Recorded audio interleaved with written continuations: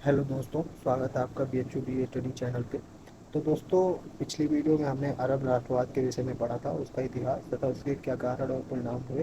तो आज की वीडियो में हम सीरिया व लेबनान में फ्रेंच मैंडेट के विषय में पढ़ेंगे। तो आज की वीडियो मेनली सीरिया में जो फ्रेंच मैंडेट था वो कैसे आया, वहाँ कैसे फ्रेंच मैंडेट स्थापित हुआ, किस संधि के द्वारा हुआ, उसके विषय में पढ़ेंगे। और वहाँ पे फ्रेंच मैंडेट के अंदर क्या क्या सीरिया में प्रशासनिक परिवर्तन हुए, उन सब के विषय में आज पढ़ेंगे। तो आज की वीडियो काफ़ी ज़्यादा इंपॉर्टेंट होने वाली है।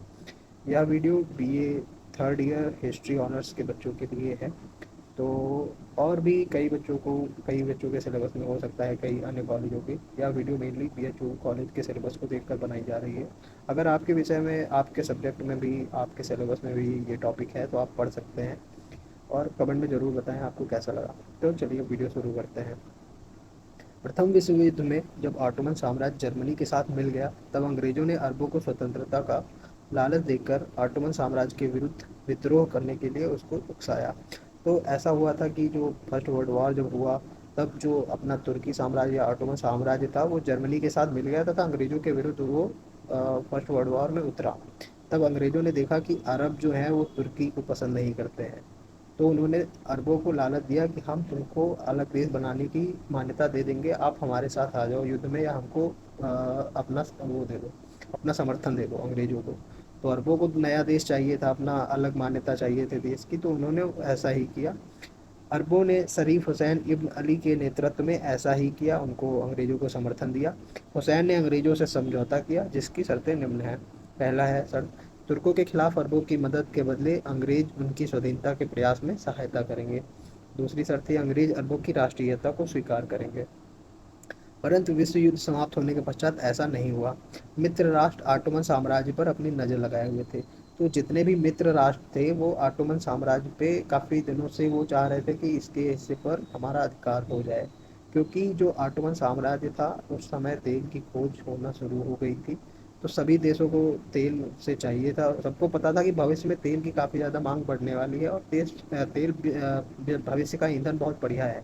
इसलिए सब चाहते थे कि उस पर हमारा अधिकार हो जाए, वहाँ से उनको लाभ होने वाला था। तो वो लोग जो अरबों के साथ उन्होंने संधि की थी उसको भूल गए। ठीक है। तथा वे युद्ध पुरस्कार के रूप में किसी न किसी क्षेत्र पर अधिकार करना चाहते थे। जितने भी मित्र राष्ट्र थे, ब्रिटेन हो गया अपना, फ्रांस हो गया, ये सब अपना बांटना चाह रहे थे ऑटोमन साम्राज्य। तो अब आगे देखते हैं। 1916 में फ्रांस, ब्रिटेन और रूस के बीच एक साइकस पिकॉट नामक गुप्त समझौता भी हुआ था इसके लिए। तो उसमें उन लोगों ने बांट लिया था कि हमको कौन सा क्षेत्र मिलेगा, इनको कौन सा क्षेत्र मिलेगा। तो उन साइकस पिकॉट समझौता की शर्तें देख लेते हैं। तो इसमें है, सीरिया, इराक का मोसुल तथा अनातोलिया का क्षेत्र फ्रांस को मिलेगा। इराक, फारस की खाड़ी तथा फिलिस्तीन का क्षेत्र ब्रिटेन को मिलेगा। और रूस को बाद में कस्टिनोपुल और अनातोलिया का क्षेत्र मिल गया था। रूस इसमें बाद में सम्मिलित हुआ था।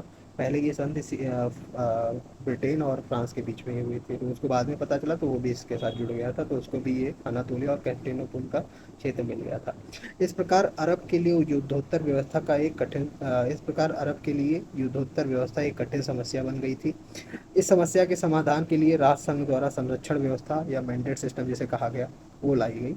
और संरक्षण प्रणाली जो है वो जनरल स्मट्स ने लाई थी, मतलब उसके खोज या उसके निर्माण करता जनरल स्मट्स थे। अब इसको देख लेते हैं मैंडेट सिस्टम क्या था। मैंडेट सिस्टम प्रथम विश्व युद्ध के बाद लीग ऑफ नेशन द्वारा स्थापित एक व्यवस्था थी, जिसके अंतर्गत जर्मनी और तुर्की उपनिवेशों को मित्र राष्ट्रों द्वारा प्रशासित किया गया, ताकि वे स्वशासन के लिए तैयार हो जाएं। राष्ट्रसंघ के अनुसार ये देश आधुनिक परिस्थितियों में आत्मनिर्भर नहीं बन सकते थे तथा स्वशासन नहीं कर सकते थे। अतः ऐसे क्षेत्रों का कल्याण तथा विकास सभ्य देशों का पवित्र कर्तव्य है। तो सभ्य देश यहाँ पे जो मित्र राष्ट्र हैं उन्हीं को माना गया है। तो इसमें ऐसा कहा गया, जो युद्ध समाप्त हुआ तो ये जो जो समस्या चल रही थी ये अरब को नया देश देने की, और ये लोग अपना जो बंटवारा कर रहे थे, तो इसके लिए लीग ऑफ नेशंस की स्थापना की गई 10 जनवरी 1920 की। तो लीग ऑफ नेशंस का मेन कार्य ये था कि वो इनके बीच समझौता कराएगा। लेकिन लीग ऑफ नेशन भी था वो यूरोप का ही था, उसने यूरोपीय देशों का पक्ष लिया। उसने ऐसा बता दिया कि आप लोग जो हैं अभी अरब देश हैं जो नए बनने की बात कर रहे हैं, वो लोग अभी सक्षम नहीं है कि आप अकेले अपना शासन चला लें। तो इससे अच्छा है कि आप कुछ दिनों में ये जो अच्छे मित्र राष्ट्र हैं, सभ्य देश हैं, इनके अंतर्गत आप रहिए, अच्छा स्वशासन सीखिए, तब तक ये आपके ऊपर शासन करेंगे और आपको सिखाएंगे कि शासन कैसे किया जाता है। फिर आप जब सीख जाएंगे तभी आपको आज़ाद कर देंगे। तो ये पूरा उनका मैंडेट सिस्टम का था। अब इसके अंतर्गत कुछ शर्तें रखी गई, वो देख लेते हैं। तो इसमें सबसे पहले देख लेते हैं ब्रिटेन और फ्रांस को किन किन क्षेत्रों को किन कौन कौन से क्षेत्र मिले। तो ब्रिटेन को मिला था फ़िलिस्तीन और जॉर्डन का क्षेत्र, और फ्रांस को मिला था सीरिया और लेबनान का क्षेत्र। तो अब इसकी जो मैंडेट सिस्टम था, इसकी शर्तें देख लेते हैं, क्या शर्तें थी। पहला था संरक्षक राज्य प्रतिवर्ष देश के विकास तथा प्रगति की रिपोर्ट राष्ट्रसंघ की काउंसिल को भेजेंगे। अर्थात जो फ्रांस था वो सीरिया की रिपोर्ट हर साल की राष्ट्रसंघ के पास भेजेगा कि क्या क्या आपने यहाँ पे कार्य किया है। ये सब तो खाना पूर्ति बस था, कुछ ये लोग करते वर्ते नहीं थे वहाँ पे। संरक्षित प्रदेश पर नियंत्रण तथा शासन राष्ट्रसंघ की काउंसिल के अनुसार होगा। एक वो काउंसिल अपनी राष्ट्रसंघ वाले बनाएंगे, उसके हिसाब से ये लोग शासन वासन करेंगे, ये था। तीसरा है वार्षिक रिपोर्ट के निरीक्षण के लिए एक स्थायी संरक्षण आयोग का गठन किया जाएगा। इसलिए 1920 में एक आयोग का गठन किया गया। अब एक संधि हुई थी सरनेमो की संधि अप्रैल 1920 में, जिसकी संधि के तहत इन लोगों को मैंडेट दिया गया था, मतलब अधिकार दिया गया था कि इन लोगों के ऊपर आप अधिकार कर रहे हैं। जब ये लोग सीख जाएंगे स्वशासन करना या अच्छे से कैसे देश चलाते हैं, तब आप लोग यहाँ से हट जाइएगा। ब्रिटेन व फ्रांस के प्रधानमंत्री ने सरनेमो की संधि द्वारा पश्चिम एशिया का संरक्षण प्राप्त किया था। फ्रांसीसी जनादेश के समय सीरियाई प्रशासन में परिवर्तन। अब हम फ्रेंच मैंडेट देखेंगे और वहाँ पे क्या चेंजेस किए फ्रेंच पीपल ने, फ्रेंच शासन ने, वो देख लेते हैं। सैन रेमो की संधि द्वारा 1920 ईस्वी में फ्रांस को सीरिया पर संरक्षण प्राप्त हुआ था। 1918 ईस्वी में ब्रिटिश सहयोग प्राप्त करके फैजल ने दमिश्क पर कब्जा कर अरब झंडा फहराया था। प्रथम विश्व युद्ध समाप्त होने के समय सीरिया की राजनीतिक स्थिति इस प्रकार थी। समुद्री तट पर फ्रांस का अधिकार हो गया था तथा अंदर के क्षेत्रों पर अमीर फैजल ने अपना अधिकार कर लिया था। परंतु जब सरनेमो की संधि द्वारा फ्रांस को सीरिया का संरक्षण प्राप्त हुआ, तब सीरिया में बहुत जगह विद्रोह फैल गए। परंतु इस टाइम जब विद्रोह हो रहे थे, तब फ्रांसीसियों को मौका मिल गया और उन्होंने पहले समुद्री तट पे थे, अब वो अंदर की तरफ भी बढ़ाए और उन लोगों को अंदर, मतलब पूरे सीरिया पर उन लोगों ने अधिकार कर लिया। अब देख लेते हैं आगे। सीरिया पर फ्रांसीसी संरक्षण का इतिहास बहुत ही ज़्यादा क्षतिपूर्ण रहा। फ्रांसीसी सेनाओं ने विद्रोह को दबाने तथा स्थिति पर नियंत्रण रखने के लिए सीरिया की प्रशासनिक व्यवस्था में कई परिवर्तन किए, जो इस प्रकार हैं। तो जो सरनेमो की संधि जो हुई थी, उसको जब हुआ तब वहाँ पर बहुत ज़्यादा विद्रोह हुए। तो प्रारंभ जो सीरिया था वो समुद्री तट की ओर सीरिया पर पाया। फ्रांस जो था वो सीरिया के समुद्री तट पर अधिकार कर लिया था। उसके बाद जब वहाँ पर विद्रोह होना चालू हुए, तब वो अंदर भी आ गए, पूरे फ्रांस पर अधिकार कर लिया। अब पहले जो उन्होंने वहाँ पे विद्रोह हो रहे थे उनको दबाने के लिए बहुत सारे परिवर्तन किए, जिसमें से हम पहला परिवर्तन देख लेते हैं, क्षेत्रीय विभाजन का था। तो सीरिया में उठने वाले विद्रोहों को दबाने के लिए फ्रांसीसी शासन ने सीरिया को विभिन्न छोटे छोटे खंडों में विभक्त कर दिया। पहला था जिसमें दमिश्क का प्रांत, दूसरा था अलेप्पो प्रांत, तीसरा था लताकिया का प्रांत और चौथा था जबल दुर्ज। 1921 में लेबनान को सीरिया से अलग कर दिया गया और एक नया देश बना दिया गया, जिसमें ईसाई बहुल जनता निवास करती थी तथा वे फ्रांस के शासन का विरोध नहीं करते थे। तो ये जो ईसाई उन लोगों ने देश बना दिया था सीरिया को अलग करके लेबनान पर, मतलब लेबनान नामक एक देश बनाया सीरिया से अलग करके। तो लेबनान में पूरी लगभग मोस्टली जनता ईसाई ही थी, तो वो लोग सपोर्ट करते थे इन लोगों को, कोई उनको दिक्कत नहीं थी फ्रेंच शासन से। ठीक है, अब दूसरा हम देख लेते हैं प्रशासनिक परिवर्तन क्या थे। फ्रांसीसियों ने एक केंद्रीकृत प्रशासनिक प्रणाली स्थापित की, जिसमें एक फ्रांसीसी उच्चायुक्त होता था। सभी महत्वपूर्ण पदों पर फ्रांसीसियों की ही नियुक्ति की जाती थी। सीरियाई जनता ने इसका काफ़ी ज़्यादा विरोध किया। अब तीसरा हमारा सांस्कृतिक परिवर्तन। फ्रांस केवल प्रादेशिक काट छाँट से ही संतुष्ट नहीं हुआ, उसने सीरिया पर नियंत्रण स्थापित रखने के लिए सांस्कृतिक साम्राज्यवाद का सहारा लिया। तो जैसे ये बोलते हैं ना, कहीं पर आपको अगर ज़्यादा लंबा शासन करना है तो उसकी जड़ों को काट दो। उसकी जड़ें उसकी संस्कृति होती हैं, उसका धर्म होता है, तो उसका धर्म हटा दो, उसकी शिक्षा पद्धति ख़राब कर दो, उसकी संस्कृतियाँ ख़राब कर दो, उस पर आप उसको मानसिक रूप से गुलाम कर लेंगे। तो ऐसा वहाँ पर फ्रेंच ने भी किया।